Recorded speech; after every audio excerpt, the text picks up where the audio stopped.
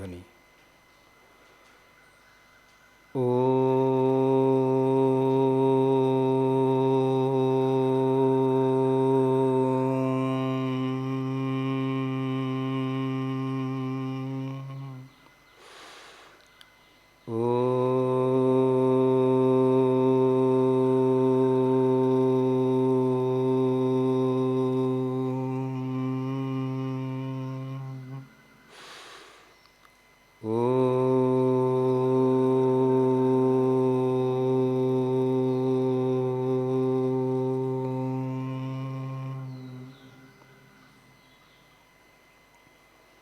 समादरणीय आचार्यगण, समुपस्थित आर्यभद्र पुरुषों, पूज्य मातृशक्ति, प्रिय विद्यार्थियों, विदुर नीति का विद्वान का प्रकरण चल रहा है कि दुनिया में विद्वान किसको कहा जा सकता है, किसको कहते हैं। बहुत सारे लक्षण विदुर जी ने इसमें श्लोकों के माध्यम से हमारे सामने रखे हैं। तो आज एक और लक्षण की चर्चा हम करेंगे कि किसको हम कहेंगे कि ये व्यक्ति समझदार है। समझदारी की पहचान क्या है, क्या होती है समझदारी, किन परिस्थितियों में मनुष्य किस तरह से निर्णय करता है, कौन सी परिस्थिति किस रूप में उसके सामने आकर के खड़ी होती है और वो निर्णय किस बुद्धि से करता है। ये विवेक शक्ति ही उसके निर्णय का माध्यम बनती है। तो जिसके पास विवेक है, अच्छे और बुरे करने का जिसके पास विवेचना का विवेक है, वो व्यक्ति समझदार है और वो व्यक्ति सुख से जीवन यापन करता है। वरना जीवन में दुख तो है ही। सर्वमेव दुखम विवेकिना, महर्षि पतंजलि कहते हैं कि विवेकी के लिए तो सारा ही दुख है ये। तो अगर हम केवल दुख के बारे में ही सोचते रहें कि दुख है दुख है दुख है, तो सुख का तो हमें फिर कोई आनंद ही नहीं आएगा। इसलिए सुख और दुख संसार में दोनों हैं। ये क्यों कहा योग दर्शन में कि जो विवेकी हैं उनके लिए सब कुछ दुख में है। वहाँ पर दृष्टि अलग है महर्षि पतंजलि की और व्यास की। उन्होंने गलत नहीं कहा है। उन्होंने जो कुछ कहा है वो बहुत विचार करके उस विचार को अपने दर्शन में स्थान दिया है। वो कहते हैं कि जिसको तुम सुख समझते हो, ये तो निश्चित है कि उसमें सुख तो है, उसको कोई मना नहीं कर सकता। लेकिन उस सुख के पीछे जो दुख का जो अंधकार छिपा हुआ है, जो हमें संताप और पीड़ा से पीड़ित कर देता है, उस दुख का स्मरण सुख भोगते समय जरूर कर लेना चाहिए। अगर उस दुख की याद हमें सुख भोगते समय आ जाए तो हम सुख तो लेंगे, लेकिन उसका एक संतुलित दृष्टिकोण होगा। वो संतुलित ढंग से हम सुख ले सकते हैं। लेकिन अगर उसके पीछे छिपे हुए दुख का हमें स्मरण नहीं है, हम केवल सुख ही अंत तक चाहते हैं, इस वस्तु से, इस व्यक्ति से, इस विचार से हमें सुख ही सुख मिलता रहे, तो ये अनवरत सुख जो है वो संसार के किसी भी वस्तु, व्यक्ति या विचार में नहीं है। इसलिए ऋषि ने कहा कि जो परम विवेकी है वो जो सुख है वो ऐसा है कि जैसे क्या कहें, जैसे छोटे बच्चे होते हैं ना, तो उनको कुनैन की गोली खिलाते हैं, बुखार दूर करती है वो। अब छोटे बच्चे कड़वी गोली तो खाना पसंद करते नहीं, मुंह बिचकाते हैं, मुंह घुमाते हैं, हाथ पैर फेंकते हैं, नहीं खाते। तो फिर माँ क्या करती है कि उसके ऊपर चीनी या शक्कर या खांड या बूरा लपेट करके और कहती देखो ये बहुत मीठी गोली है, और वो उसको निगला देती है। उसको वो कड़वाहट, अब कड़वाहट तो है उसमें, लेकिन वो चीनी और शक्कर ने, खांड और बूरा ने उस कड़वाहट को दबा दिया है, नष्ट नहीं कर दिया है, दबा दिया है उसको। बच्चा भ्रम से सोचता है कि अब तो गोली मीठी हो गई, अब वो आसानी से उसको निगल लेता है। बस ऐसा ही ये संसार का जो भी सुख है, किसी व्यक्ति से हम सुख लेते हैं, किसी शास्त्र से हम सुख लेते हैं, वो सुख टिकता नहीं है। तो आज का प्रसंग जो है वो इसी तरह का कुछ है। कहते हैं कि विद्वान का सबसे पहला लक्षण, सबसे पहली उसकी पहचान क्या है? तो कहते हैं ना प्राप्यम अभिवांछन्ति, ये अप्राप्यम ना वांछन्ति। स्वामी जी लिखते हैं कि जो मनुष्य प्राप्त होने के अयोग्य पदार्थों की कभी इच्छा नहीं करते, सबसे पहली बात। इसका क्या तात्पर्य निकला? तात्पर्य ये है कि कामनाओं का जाल हम बुनते रहते हैं। अनेक तरह की कामनाओं को हम रात दिन उठाते रहते हैं और उन कामनाओं को पूरा करने के लिए सतत हमारा प्रयत्न चलता रहता है। किसी बुद्धिमान व्यक्ति ने कहा है कि अगर आदमी की सब इच्छाएं पूरी हो जाएं तो ये संसार नष्ट हो जाए। अगर दुष्टों की सब इच्छाएं पूरी हो जाएं जैसा वो चाहते हैं तो ये संसार टिकेगा। इसलिए ईश्वर की कुछ ऐसी व्यवस्था हमें मिली है कि किसी की भी कभी कोई पूरी तरह से कोई कामना पूरी नहीं होती है, उसमें कोई ना कोई विघ्न आ ही जाता है।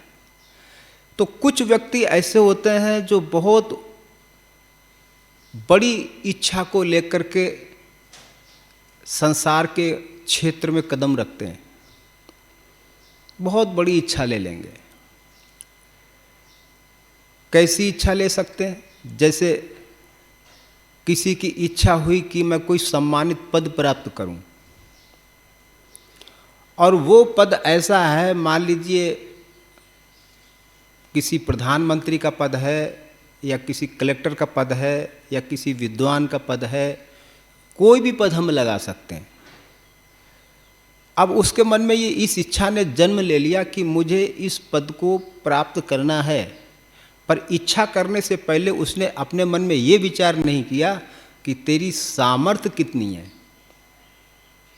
सामर्थ्य का ज्ञान प्राप्त किए बिना, अपनी शक्ति का अनुमान लगाए बिना जो व्यक्ति इस तरह की कामनाओं के पीछे दौड़ पड़ता है वो मुंह के बल गिरता है। और इस पद को पाने के लिए ऐसे आपको इस देश में बहुत सारे उदाहरण मिल जाएंगे, दूसरे देशों में उदाहरण मिल जाएंगे कि उस प्रतिष्ठा को, उस पद को प्राप्त करने के लिए जीवन भर व्यक्ति प्रयत्न करता रहा,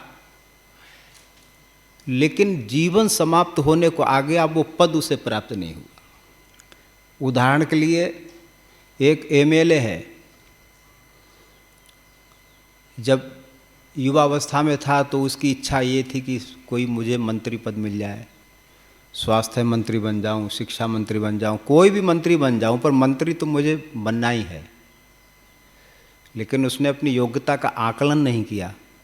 सीधे साधे लोग मंत्री बन भी नहीं पाते हैं, वो संतरी ही रहते हैं अथवा एमएलए ही रहते हैं। जो कहते हैं ना टेढ़ी चाल चलने वाले जो होते हैं, जिनको हम धार्मिक तो नहीं कह सकते, इधर से जोड़ तोड़ मिलाया, उधर से जोड़ तोड़ मिलाया, उसका थोड़ा सा किया, उससे थोड़ी हाँ मिलाई, उसका थोड़ा सा वो किया, इस तरह जोड़ तोड़ करके वो मंत्री बन जाते हैं। लेकिन वो जोड़ तोड़ करके जो मंत्री बने हैं, उन्होंने तो पहले ही ये संकल्प किया था कि ये न केन प्रकारेण मुझे इस पद को प्राप्त करना ही है, और उस पद को उसने प्राप्त कर लिया। लेकिन एक व्यक्ति ऐसा है कि जिसने थोड़ा जोड़ तोड़ भी मिलाया, अपनी बुद्धि का घोड़ा भी उसने खूब दौड़ाया, तरह तरह के प्रयत्न किए, लेकिन वो जीवन भर मंत्री पद के लिए तरसता रहा। उनका मैं नाम नहीं लूँगा, एक ऐसे व्यक्ति हैं, अभी तो नहीं है, अभी तो इस संसार से वो चल बसे, लेकिन वो ऐसे थे बेचारे, जीवन भर एमएलए ही बने रहे, कभी उनको मंत्री का कोई पद नहीं मिला। तो आदमी कई बार ऐसी इच्छा कर लेता है कि वो इच्छा, वो पद, वो प्रतिष्ठा उसको प्राप्त तो नहीं हो पाती है, और परिणाम ये होता है कि जीवन भर शोक के सागर में डूबा हुआ ही इस संसार से वो चला जाता है। वो दुख उसका पीछा ही नहीं छोड़ता। देखो मुझे ये नहीं दिया, देखो मुझे ये नहीं मिला, ये पद मिल जाता तो मैं ऐसा हो जाता, ये मिल जाता तो मैं ऐसा हो जाता, मुझे अनुकूल परिस्थिति मिलती तो मैं आज पता नहीं कहाँ का कहाँ होता। ऐसी कामनाएं प्राय करके व्यक्ति के अंदर उभरती रहती हैं। तो विदुर जी कहते हैं कि उस व्यक्ति को बुद्धिमान की श्रेणी में नहीं गिनना चाहिए। मानता है बुद्धिमान, है नहीं। बहुत से लोग ऐसे होते हैं, अपने को बुद्धिमान मान तो लेते हैं पर होते नहीं हैं। तो विदुर जी कहते हैं कि इसलिए जो पद, जो प्रतिष्ठा आपको प्राप्त करनी है, उससे पहले आपको अपनी शक्ति के बारे में, अपने बल के बारे में, अपने सामर्थ्य के बारे में अच्छी तरह से विचार कर लेना चाहिए। नहीं तो क्या होता है कि असफल हो जाता है व्यक्ति और उसको वो मिलता ही नहीं है। तो एक तो कहा कि ना आप्रम अपि वांछन्ति, जो बुद्धिमान व्यक्ति हैं, जो प्राप्त करने योग्य नहीं है, उसकी वो इच्छा ही नहीं करते इसकी इच्छा ही नहीं करते। ये व्यक्ति मुझे मिल जाए तो मुझे बड़ा सुख मिल जाएगा, और वो व्यक्ति उसको मिला नहीं। ऐसा होता नहीं होता है। ये वस्तु मिल जाए तो मुझे बड़ा सुख मिल जाएगा, आते आते वस्तु रह जाती है। जैसे एक आदमी ने खीर का जो कटोरा है वो यहाँ तक लाया, और वैसे ही एक बालक आया और उसने यूँ हाथ मार दिया, और वो बेचारा कितनी खुशी से कटोरा यहाँ तक दूध का, खीर का लाया था, सोचा पीऊँगा तो बड़ा आनंद आएगा। एकदम कोई पक्षी आया, कोई बालक आया, ऐसे फेंक के चला गया वो।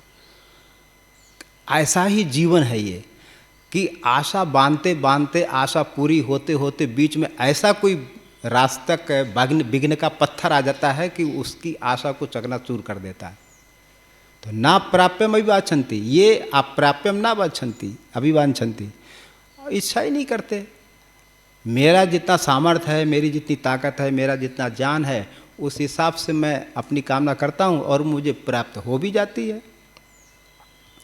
और दूसरा कहा कि नष्टम नेच्छन्ति सोचितुम, जो वस्तु नष्ट हो गई है, सोचितुम ना इच्छन्ति, सोचितुम ना इच्छन्ति, उस वस्तु के नष्ट हो जाने पर वो शोक करने की अभिलाषा भी नहीं करते हैं, इच्छा भी नहीं करते हैं। आप देखेंगे कि सन 47 में जब विभाजन हुआ, तो हो सकता है आप में से भी कुछ बड़ी उम्र के बैठे हों जो पाकिस्तान से आए हों, लेकिन एक माता जी थी, क्या नाम था, हाँ, माता ईश्वरी देवी जी, वो अपनी व्यथा सुनाती थी कि कैसे हम पाकिस्तान से आए। वो उस समय छोटी थी, 12-14 साल की थी। वो सुनाती थी कि कैसे कैसे हमने भीषण दृश्य देखे हैं, आँखों के सामने क्या कुछ हो रहा, मैं आपको यहाँ बता भी नहीं सकता। और वो दृश्य देखें, जैसे तैसे अपनी जान बचा करके वो परिवार भारत में आया। ऐसे ही ना जाने अनगिनत लोग करोड़ों की, अरबों की संपत्ति छोड़ी, मकान थे, दुकान थी, फैक्ट्रियां थी, जंगल था, खेत था, फार्म थे, ये और वो, एफडियां, बैंक बैलेंस, पता नहीं कितना कुछ था। और जब छूटा तो ऐसे छूटा कि दोबारा मिलने की कोई संभावना ही नहीं थी। अब वो व्यक्ति मान लीजिए भारत आ गया, अब वो उसी वस्तु की याद करता रहे, अपनी कोठी को याद करता रहे, अपने खेत को याद करता रहे, अपनी ज़मीन को याद करता रहे, उसी के शोक में वो व्यक्ति डूबा कि हाय मेरा सब कुछ चला गया, हाय मेरा सब कुछ चला गया। उस व्यक्ति का दुख निरंतर बढ़ता ही रहेगा। किसी दुख को बढ़ाने की एक ही विधि है कि हम उस दुख को बार बार याद करते रहें, उसका स्मरण हम बार बार करते रहें। हाय मेरा ये चला गया, हाय मेरा ये चला गया, हाय मैं ये मेरा नहीं, हाय मेरा ये नहीं। हाय हाय जिंदगी हाय हाय में ही चली जाती है, उसकी ज़िंदगी हाय हाय करते रहते हैं। और कुछ ऐसे व्यक्ति भी होते हैं कि जिनका कुछ गया नहीं होता है, भगवान ने उनको बहुत कुछ दिया है, फिर भी उनसे पूछो कि भाई कैसे हैं, बोले हाय हाय कुछ नहीं है। सब ठीक है, अरे कहाँ ठीक है, ये ख़त्म हो गया, वो ख़त्म हो गया, यानी ख़त्म कुछ नहीं हुआ है। फिर भी उनका स्वभाव बन गया है रोने का, कि कितनी भी सुखमय परिस्थिति में वो रह रहे हों, फिर भी उनका रोने का ही व्याख्यान जो है लोगों का चलता रहता है, रोते ही रहेंगे। कुछ व्यक्ति ऐसे होते हैं कि जिनका सब कुछ चला गया है, फिर भी वो अपने अंदर संतोष धारण करके और उस धैर्य को साथ में लेकर के वो बड़ी सी बड़ी विपत्ति में भी उनका हंसने का स्वभाव बन गया। तो ये हमारे स्वभाव पर निर्भर है कि हम अपना स्वभाव कैसे निर्माण करते हैं। किसी ने प्रत्येक परिस्थिति में रोने का ही स्वभाव बना लिया, वो व्यक्ति रोता ही रहेगा, ये नहीं मिला वो। और किसी व्यक्ति ने ऐसा कि हर परिस्थिति में खुश रहने का उसने निर्णय ले लिया कि मुझे हर परिस्थिति में खुश रहना, चाहे कुछ भी हो, चाहे मेरा सर्वस्व चला जाए। आंख बंद करने के बाद तो सर्वस्व चला ही जाता है, या किसी का रह जाता है कुछ, किसी का कुछ बैंक बैलेंस जाता है साथ में आंख बंद करने के बाद। जैसे यूरोप के पादरी स्वामी दयानंद जी लिखते हैं सत्यार्थ प्रकाश में कि वो वहाँ के पादरी बहकाते थे कि भाई तुम्हें स्वर्ग जाना है ना, हाँ जी स्वर्ग तो जाना है, तो इतने हजार इस जंगल के, इतने हजार मकान के, इतने हजार कोठी के, इतने हजार घोड़े के, इतने हजार ये और वो, और रख तो पादरी लेता था वो स्वर्ग कहाँ है, स्वर्ग तो एक कल्पना है। और वो पादरी सब रकम लेकर के और उसका पट्टा लिख करके वो उसकी कब्र के यहाँ पर पीछे रख देता था और कहता था कि अब तुम शांति से मर सकोगे, अब तुम्हें वो सब कुछ मिलेगा जो तुमने यहाँ पर वसीयतनामा किया है। अरे किसको क्या मिलता है मरने के बाद? तो जीते जी ही सर्वस्व छूट जाता है, मरने के बाद तो छूटता ही छूटता है, जीते जी ही छूट जाता है। ये हमारे उदाहरण ऐसे हैं। आप कश्मीर का उदाहरण ले सकते हो, आप सब जानते हैं कश्मीर में क्या हुआ है। तो कहते हैं कि जो वस्तु नष्ट हो चुकी है उसका बार बार विद्वान लोग स्मरण नहीं करते हैं, उसके शोक में डूबे नहीं रहते हैं। अरे नष्ट हो गई तो हो गई, जीवन बच गया, यही बहुत बड़ी बात है। जीवन बच गया यही बहुत बड़ी बात। जो वस्तु नष्ट हो ही गई है, जो अब वापस आने वाली ही नहीं है, वापस आने की कोई संभावना ही नहीं है, अब उस वस्तु का शोक क्या करना। कहते हैं कि होए जो हुआ है उसका रोना क्या, और जो खो गया है उसका रोना क्या। यानी जो आपके साथ हमारे साथ जो हो गया है, अच्छा हुआ है बुरा हुआ, अच्छे पे तो कोई व्यक्ति कौन रोता है, बुरे पे ही रोते हैं। जो बुरे पे हंसते हैं वास्तव में उनका बौद्धिक स्तर बहुत ऊंचा होता है। जो विपरीत परिस्थितियों में भी मुस्कुराने का आनंद ले लेते हैं, वो कोई छोटे मोटे आदमी नहीं होते। नहीं तो आदमी का स्वभाव क्या है कि दुख में रोना और सुख में हंसना। तो विद्वान व्यक्ति की दूसरी पहचान विदुर जी कहते हैं कि विद्वान वो है कि अगर तुम्हारी कोई प्रिय से प्रिय वस्तु भी नष्ट हो चुकी है, उसको बार बार याद मत करो। जो गया सो गया, जो खो गया उसका रोना मत रो, क्योंकि अब वो वापस आने वाली नहीं है। आप देखिए किसी का पुत्र युवावस्था में चला गया है, एक ही पुत्र था, आदंत वदे कस्मिन, व्याकरण वाले समझ गए होंगे। आदंत वदे कस्मिन, एक विद्यार्थी से मैंने पूछा कि आप अपने परिवार में कितने, बोले आदंत वदे कस्मिन। तो अब व्याकरण जानने वाला समझ जाता, आदंत वदे कस्मिन का मतलब समझे आप, मतलब वही मैं आदि भी मैं ही हूँ और अंत भी मैं ही हूँ, मैं अकेला ही हूँ, आदंत वदे कस्मिन। तो जिसका एक ही पुत्र है और अचानक वो किसी दुर्घटना में, किसी एक्सीडेंट में उसकी मृत्यु हो गई, अब आप देखिए उसके माँ पर, उसके पिता पर क्या शोक की काली घटाएं उमड़ पड़ती हैं। दुखी ही रहता है, बरसों तक दुखी रहते हैं। और कई लोग तो इतने दुखी हो जाते हैं कि सुसाइड भी कर लेते हैं, आत्महत्या भी कर लेते हैं। ये क्या है? ये इसलिए है क्योंकि हम ऋषियों की परंपराओं से दूर चले गए। ऋषि क्या कहता है कि आप विवेकी हैं कि नहीं हैं, आप कैसे निर्णय करें? बोले हैं कि नित्य अनित्य को समझ लीजिए आप। ये दो शब्द हैं, नित्य और अनित्य। नित्य का मतलब है कि जो न मिटता है, न घटता है, न बढ़ता है, न नष्ट होता है, न परिवर्तन होता है, वो जैसा है वैसा है, उसमें हम कुछ नहीं कर सकते।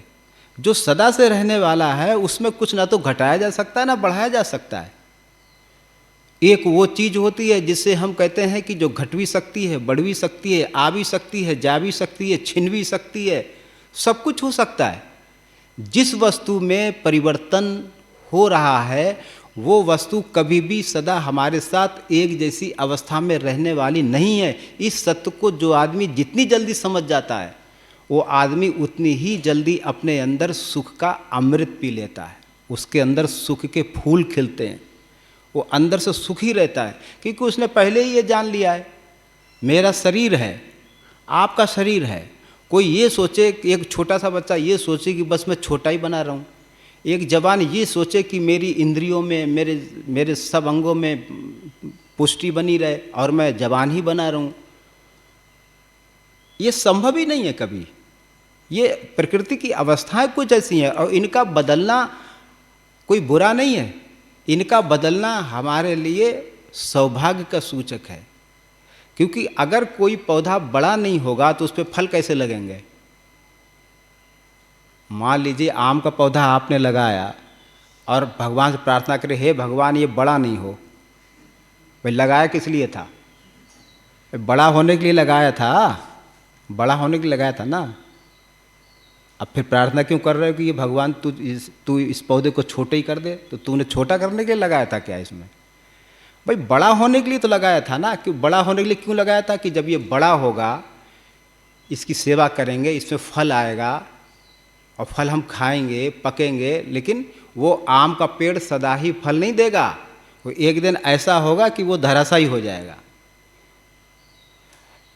तो कहने मतलब ये है कि नष्टम नेच्छन्ति सोचतुम, जो वस्तु नष्ट होने ही वाली है आज या कल, शरीर हो, वस्तु हो, विचार हो, व्यक्ति हो, अगर इन सब में हम ये समझ लें कि ये वस्तु परिवर्तनशील है, ये व्यक्ति परिवर्तनशील है, ये मित्र परिवर्तनशील है, ये मेरा व्यवहार परिवर्तनशील है, आत्मा से अतिरिक्त, परमात्मा से अतिरिक्त प्रकृति से बनी हुई जो भी वस्तु है वो कभी भी एक रस नहीं रह सकती है, उसका बदलना निश्चित है। जब हम ये सोच लेते हैं तो हमें उसके बदलने पर फिर कोई शोक नहीं होता है। आज एक व्यक्ति मेरा बहुत सम्मान कर रहा है, 50 व्यक्ति मिलने आ रहे हैं, वो आचार्य जी ये वो, एक दिन ऐसा आता है, आ सकता है कि एक भी व्यक्ति मिलने ना आए। 50 व्यक्ति मिलने आ रहे थे, सम्मान दे रहे सब, वहाँ कार्यक्रम है, वहाँ कार्यक्रम, आप तो बड़े ये हैं बड़े। एक दिन ऐसा आता है कि उसके पास कोई मिलने को राजी नहीं है, उसका बेटा भी कुछ मिलने को नहीं आता है, ऐसे व्यक्ति हैं। ये क्यों? अब वो व्यक्ति अगर थोड़ा सा भी अगर आध्यात्मिक है तो वो ये सोचेगा कोई बात नहीं, सब दिन होत ना एक समान, नहीं कोई मिलने आ रहा है तो कोई दिक्कत नहीं, हम अपने में मस्त हैं, हमारी मस्ती को कौन रोक सकता है, हमारे भीतर मस्ती को कौन हमें छीन सकता है, हमारी मस्ती को कौन छीन सकता है, हम अंदर मस्त हैं, नहीं आता तो नहीं आता है। ऐसा व्यक्ति समझदार, विदुर जी की दृष्टि में ऐसा व्यक्ति समझदार है। कहा है नष्टम नेच्छन्ति सोचतुम, जो नष्ट हो गया उसको छोड़िए, सम्मान नष्ट हो गया तो हो गया।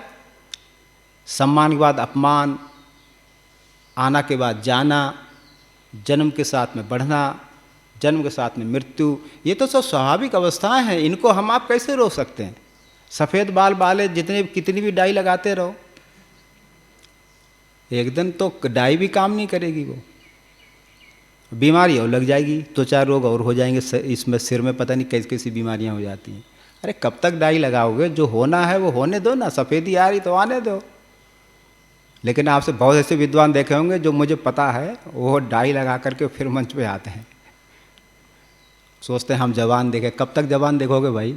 कभी ना कभी तो सफ़ेदी आएगी, डाई भी आपकी 2 कौड़ी की सिद्ध हो जाएगी।